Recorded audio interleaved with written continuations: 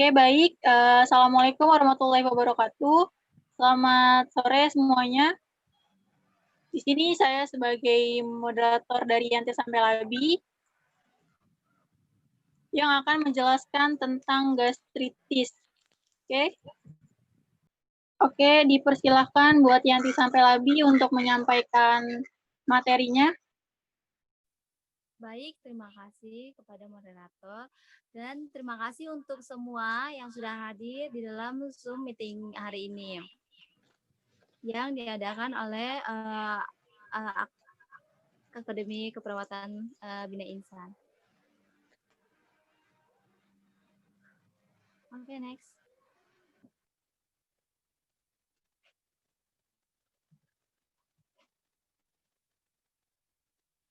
Nah, mungkin di sini belum banyak yang tahu tentang gastritis sendiri. Nah, menurut WHO, gastritis itu persentase gastritis di dunia diantaranya di Jepang ada 14,5%, sedangkan di Inggris sendiri ada 22%, di Prancis 29,5%, di Cina 31%, Kanada 35%. Nah, insiden gastritis sekitar 1,8 sampai 2,1 juta dari sejumlah penduduk setiap tahunnya. Nah, gastritis di Asia Tenggara sendiri sekitar 583.635 dari jumlah penduduk setiap tahunnya. Nah, dari Departemen Kesehatan Republik Indonesia sendiri, yang saya baca dari jurnal itu, persentase kejadian penyakit gastritis di Indonesia itu 40,8%. Sedangkan di beberapa daerah di Indonesia sendiri itu persentasenya 274.396 dari kasus 238.452.952 penduduk.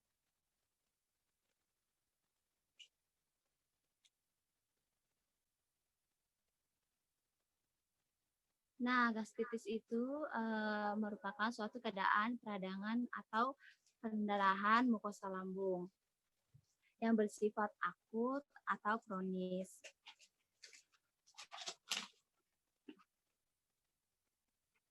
Nah, ini ya. Nah, di sini gastritis akut sendiri itu berlangsung kurang dari 6 bulan, sedangkan kronis itu lebih dari 6 bulan. Nah, gastritis biasa sebenarnya gastritis sama MA itu ada perbedaannya ya. Gastritis itu sendiri bisa disebut gastritis jika saat kita ke dokter akan melakukan pemeriksaan dengan menggunakan endoskopi. Biasanya lambung terlihat memerah, terus ada juga bintik-bintik merah atau luka pada lambung. Nah, bisa kita lihat di sini. Nih, ini akut yang udah merah, terus ke kronis. Kronis ini lebih dari 6 bulan, udah ada bintik-bintik merah. Nah, sebenarnya kan lambung ini kan dia punya lapisan mukus yang itu yang menghasilkan pepsin sama asam lambung untuk mengolah atau mencerna makanan yang masuk ke dalam lambung. Nah, ada faktor pemicu gastritis sendiri. Itu adalah makanan-makanan pedas, lemak, asam. Terus yang lemak tinggi itu biasanya terdapat di daging, ada juga pada keju sama coklat. Nah, makanan-makanan ini tuh dapat membuat meningkatkan asam lambung. Terus ada juga soda, alkohol, kafein. Soda sama alkohol ini dia punya bahan-bahan tertentu yang bisa meningkatkan asam lambung atau menghambat pengelolaan makanan di lambung. Terus kafein juga menghambat ya pencernaan makanan di lambung. Terus ada juga karena bakteri H. pylori. Terus bakteri H. pylori ini didapat dari makanan-makanan yang kita makan makanan-makanan yang kita dapat, kita makan itu mentah atau makanan-makanan yang dijual di luar sana yang tidak sehat. Itu dapat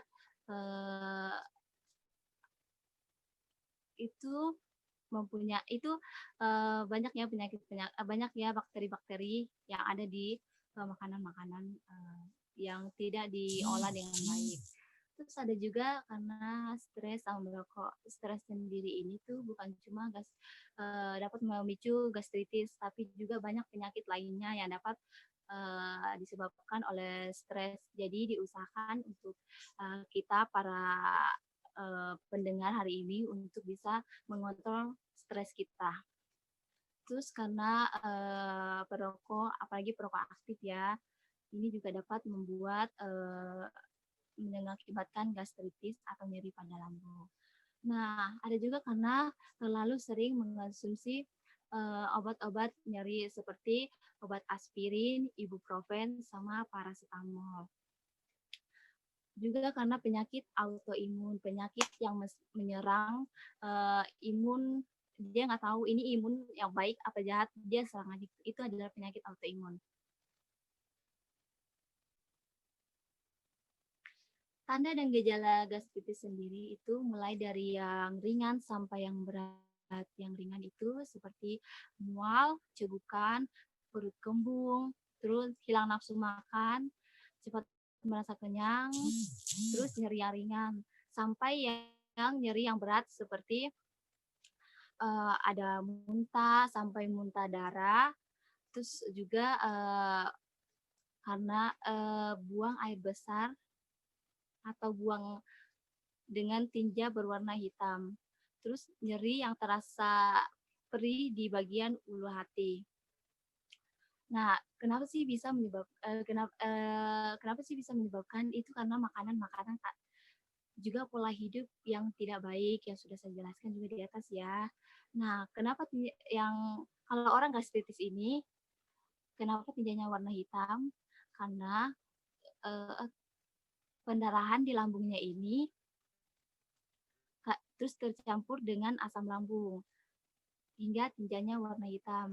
Terus juga muntahnya bukan warna merah jernih ya, tapi merah yang kehitaman yang pucat. Itu juga karena darah bercampur sama asam lambung sendiri.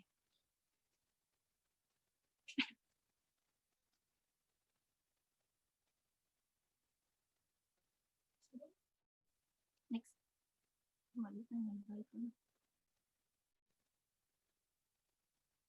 Nah, akibat lanjut dari gastritis. Maaf, akibat lanjut dari gastritis.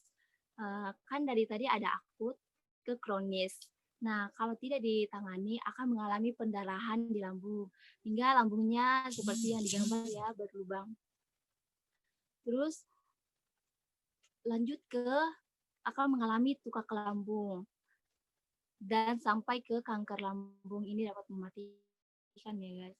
Jadi kita harus mencegah dari awal tentang kita harus paham tentang gastritis dan kita harus paham tentang penanganan dari gastritis.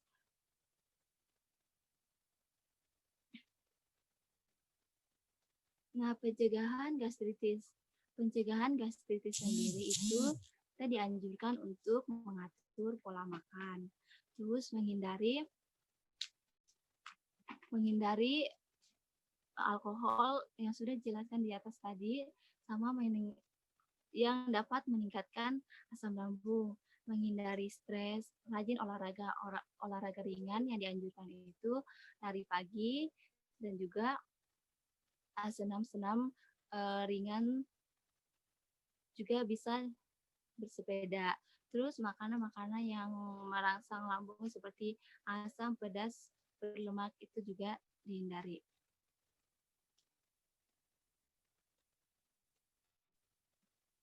Terus ada juga sebelum ke sini saya akan menjelaskan tentang diet sendiri. Diet buat gastritis itu makan secara teratur ya. Makan yang dikonsumsi harus yang mengandung cukup kalori dan protein. Namun kandungan lemak dan minyak khususnya yang jenuh harus dikurangi. Terus makan yang mudah dicerna. Terus makan makanan yang halus seperti bubur. Terus makan makanan yang jangan makan makanan yang mengandung ragi karena ragi itu dapat meningkatkan asam lambung, terus menimbulkan makanan yang menimbulkan gas seperti durian dan berbagai makanan seperti singkong juga. Terus makanan-makanan yang lengket seperti ketan itu juga tidak dianjurkan.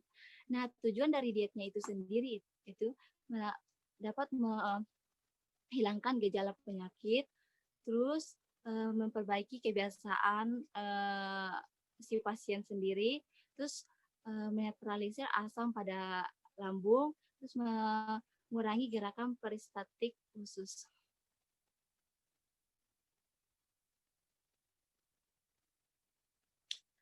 Obat-obat yang dianjurkan atau dikonsumsi pada pasien-pasien yang mengalami gastritis itu ada obat antisida, obat penghambat histamin 2, obat penghambat pompa proton, obat antibiotik, sama obat anti diare.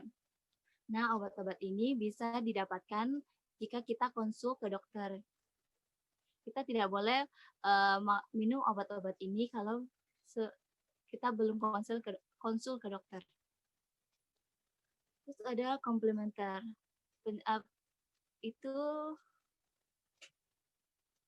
Ini adalah penanganan yang efektif yang bisa kita lakukan di rumah, terapinya seperti relaksasi nafas dalam. Ini dilakukan dengan kita bisa berdiri atau duduk atau tidur senyaman mungkin. Kita nyari posisi yang senyaman mungkin. Terus kita tarik nafas dalam, kita nikmati ya, terus hembuskan. Itu sampai 3 kali sampai rasa nyerinya hilang.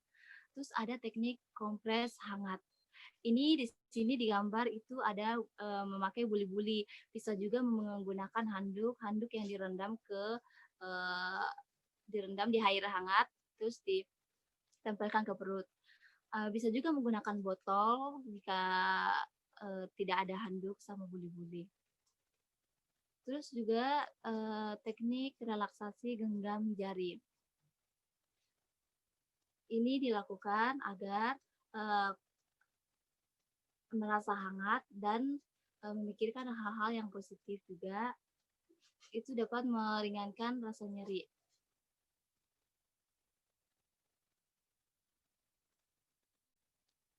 Terus ada obat tradisional.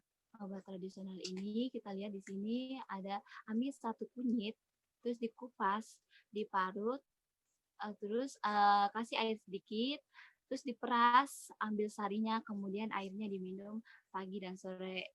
Ini efektif untuk meringankan nyeri pada penderita asam lambung. Terus yang terakhir ada pelayanan kesehatan.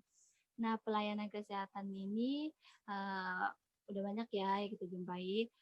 Ada puskesmas, ada klinik terdekat, ke rumah sakit juga. Terus yang paling efektif sekarang itu bisa konsul lewat sosial media karena kita tahu ya sekarang sekarang lagi corona lagi menyebarnya. Jadi biasanya dianjurkan untuk konsul lewat media sosial.